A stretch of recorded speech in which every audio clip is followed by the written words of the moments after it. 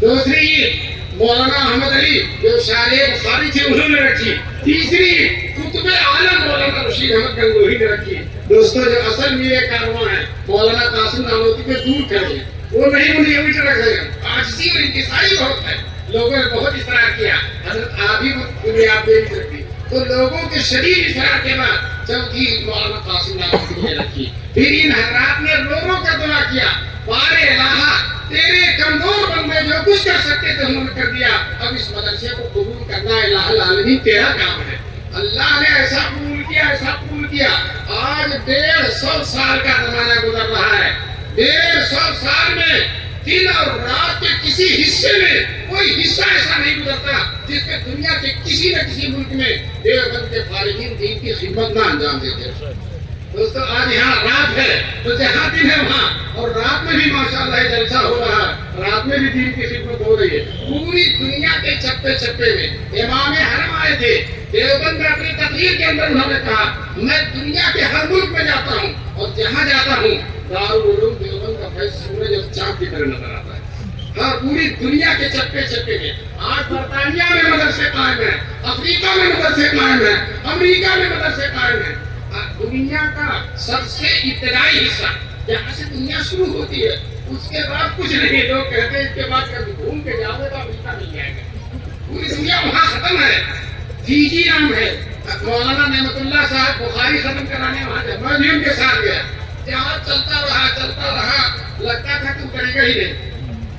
کئی گھنٹے 14-15 گھنٹے چلتے جزیرے میں اترے.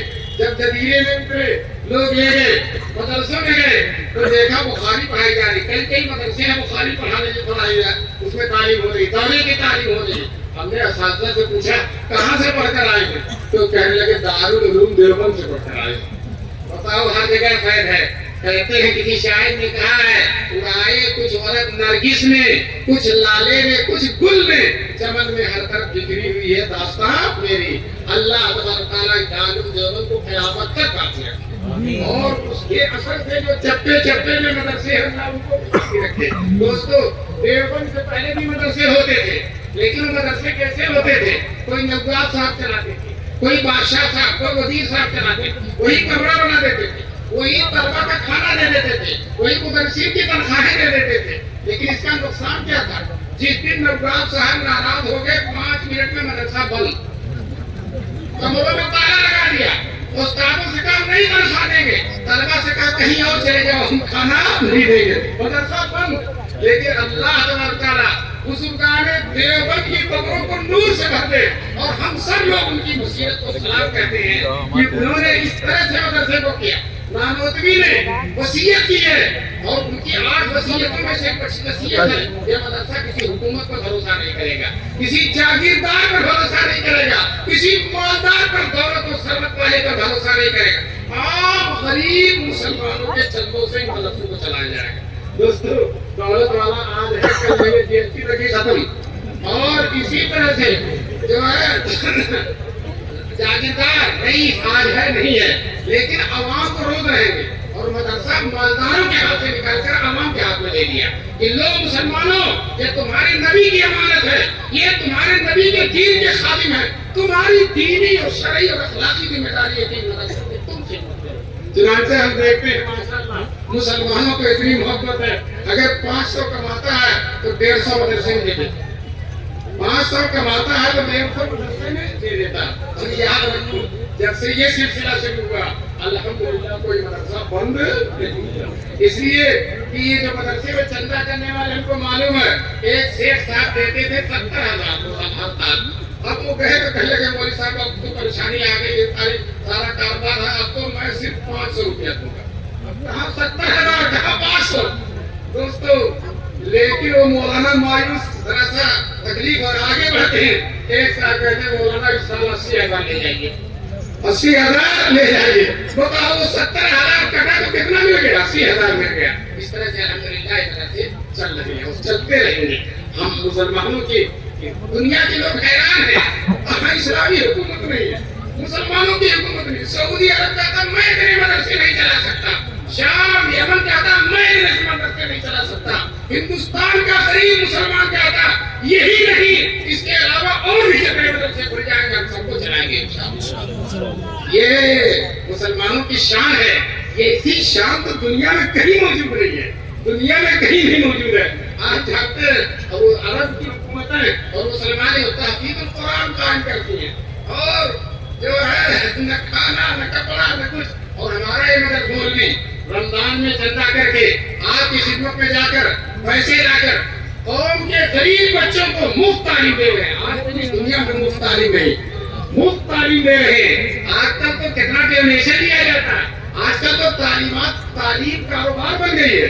لوگ فیکٹری کھولنے کے بجائے اسکول کھولتے ہیں، یہ کاروبار بن گئے۔ لیکن اس کاروباری دور میں بھی اللہ کے کچھ ایسے بندے ہیں جو مفت تعلیم دے رہے ہیں، کھانا بھی دے رہے ہیں، کپڑا بھی دے رہے ہیں، بیمار پر جا کر تو علاج بھی کر رہے ہیں۔ دوستو میں کہتا ہوں بہار سے پنجاب سے ایک بچہ آ گیا ہمارے یہاں، وہ بیمار پڑ گیا، اب محتمین مدرسے کا پریشان ہے، فوراً ڈاکٹر بہترین سے بہترین ڈاکٹر کے لے جا، اپنے گھر رہتا تو اتنی جلدی اس کا علاج نہ ہوتا، لیکن مدرسے کے مولوی محتمین صاحب فوراً اس کا علاج کراتے ہیں۔ جتنا پیسہ خرچ ہوتا، ابھی ایک گاؤں میں ایک مدرسہ چل رہا، محتمین صاحب پریشان ہے، روتے ہوئے آ رہے۔ میں نے کہا کیا بات ہے؟ پہلے ایک طالب علم بیمار پڑ گیا، بہت زیادہ بیمار پڑ گیا، بتاؤ کون ہے؟ وہی ماں بنے ہوئے، وہی باپ بنے ہیں، وہی ماں بنے ہیں، مفت تعلیم دے رہی ہیں۔ ایک بچہ بہار سے باپ بھیج دیتا ہے کسی طالب علم کے ساتھ، وہاں مدرسے میں آ جاتا، نہ ابا نے مدرسے کو دیکھا نہ ایک پیسہ بھیجا، مدرسے والے اس کا کھانا کپڑا اس کی تعلیم اس کی روشنی اور ساری چیزیں، اور جب وہ حافظ ہو جاتا ہے تو پگڑی بھی اپنی ہی طرف سے باندھ دیتے، باپ سے نہیں لیتے پگڑی کا خرچہ اپنی طرف سے۔ یہ اتنی ساری پگڑی ہے کہ ابا اما نے دیا ہے۔ تو دوستو مدرسوں کی قدر کیجیے اور یاد رکھو یہ علماء، یہ مولانا بشیر صاحب بیٹھے ہوئے ہیں، یہ بھی کئی مدرسوں کے سرپرست ہیں ماشاءاللہ، لیکن میں بتا دوں علماء کتنی قربانی دیتے ہیں۔ ہم اپنی ضرورت سے کبھی کسی کے پاس نہیں جا سکتے، لیکن مدرسے کی ضرورت، تعلیم کی ضرورت، قرآن کے حفظ کی ضرورت، دینی شریعت کی حفاظت کی ضرورت ہے۔ بڑا بڑا عالم، بڑے بڑے محدث بمبئی میں دیکھو گلیوں گلیوں میں گھوم رہے۔ میرے والد صاحب رحمۃ اللہ علیہ بہت بڑے عالم تھے اور رمضان میں مدرسے کا چندہ کرنے جاتے تھے تو مولانا مستقیم علی بمرا لوگ کہتے تھے اتنا بڑا صاحب فن اور دیکھو گلی گلی گھوم رہا ہے، اتنا بڑا صاحب فن اور گلی گلی گھوم رہا ہے۔ شیخ الاسلام کے شاگرد تھے مولانا عثمان شاہ گنجی، اور رمضان میں چندہ کرنے کے لیے جاتے تھے تاکہ چندہ کر کے لائیں اور مدرسوں کو چلائیں۔ دوستوں اپنے بارے میں شعر کہتے ہیں رمضان کی تعطیل میں یہ دین کا خادم، رمضان کی تعطیل میں یہ دین کا خادم، چندے کے لیے شکل گدایا میں ملے گا۔ دوستوں شکل گدایا میں چندہ اکٹھا کر کر کے بہترین تعلیم دے رہے۔ میں سچ کہتا ہوں کہ حکومت کروڑوں اور اربوں کا خرچ کر کے اتنی بہترین تعلیم نہیں دے رہی ہے جو چندہ کر کر کے مدرسے بہترین تعلیم دے رہے ہیں۔ یہ بہترین انسان بنا رہے ہیں، یہ بہترین شخصیت بنا رہے۔ حکومت چاہتی ہے مہذب لوگ پیدا ہوں۔ میں آپ سے بتانا چاہتا ہوں، حکومت سے بھی کہنا چاہتا ہوں، تم جن تعلیم گاہوں پر خرچ کرتے ہو اس میں اتنے مہذب لوگ نہیں ہوتے، جس میں تم خرچ نہیں کرتے ہو بلکہ جس کی تم مخالفت کرنا چاہتے ہو اس میں اس سے زیادہ مہذب ہوتے جاؤ۔ تو یہ مدرسے کے عظیم کارنامے ہیں، اللہ تبارک تعالیٰ مدرسوں کے کارناموں کو قبول کریں۔ اور یہ آپ جو پر جو کہا، میں نے سوچا تھا تقریر بند کر لوں گا، 2-4 آدمی بھی جائیں گے، لیکن ایک آدمی بھی نہیں گیا، ایک آدمی بھی نہیں گیا۔ ایک جگہ میری تقریر ذرا لمبی ہو گئی تو میں نے کہا اس میں میرا قصور نہیں، آپ کا بھی قصور، آپ بیٹھے کیوں رہ گئے، آپ بیٹھے کیوں رہ گئے؟ تو کسی طرح سے حاجی کا کہنا چاہتا ہوں ماشاءاللہ یہ سب و شوق سے سن رہے ہیں، صبح تک بھی اگر مسئلہ جانتے ہیں سلسلہ تو اٹھنے والے نہیں ہیں۔ اللہ تعالیٰ آپ کے دینی شوق کو قبول فرمائے۔ اس سے لوگوں نے کہا کچھ عورتوں کے بارے میں بھی کہہ دیا جائے، تو عورتوں کے بارے میں مجھے صرف اتنا کہنا ہے کہ عورتیں دیندار بنے، نمازی بنے، جھوٹ نہ بولے، غیبت نہ کریں، انشاءاللہ ان کا گھر جنت کا نمونہ بن جائے۔ علامہ اقبال شاعر کہتے ہیں بطور باش بن ہاشم عزیزہ ادھر آو شبیر بیٹی، تم بطول ہو جاؤ، مسلمان ماؤں سے کر کے تم بطول بن جاؤ، تم حضرت فاطمہ زہرا جیسی بن جاؤ، تمہاری گود میں حسن حسین جیسے لوگ پیدا ہو۔ دوستو علامہ اقبال کہتے ہیں تم ہی دانی کی سوچے تیرا دے تو دیگر گم کر تبدیل عمر کا۔ دوستو حضرت عمر جیسا انسان جن کے بارے میں حضور نے فرمایا اگر میرے بعد کوئی نبی ہوتا تو عمر ہوتے۔ میں آپ سے بتانا چاہتا कारण इनके मुसलमान होने का सबब उनकी बहन बन गई। उनकी बहन जब बहन के घर में आए और थप्पड़ मारा बहन को, तो बहन ने कहा उमर जान से मार डाल, लेकिन हुजूर की मोहब्बत निकलने वाली नहीं, जान से मार। वो भी उसी तरह से जम गई। हजरत उमर की बहन थी, जिस खत्तार के वो बेटे थे उसी खत्तार की वो बेटी थी, वो डर गई। उमर जान से तुम मार डाल, लेकिन हुजूर की मोहब्बत, कुरान की मोहब्बत निकलने वाली नहीं है। तो फिर हजरत उमर ढीले पड़ गए। हजरत उमर ने कहा लाओ कुरान, जिसको तुम पढ़ रहे थे। तो बहन ने कहा तुम नापाक हो और कुरान पाक है, नापाक लोग नहीं छोड़ो, गुस्ल करो।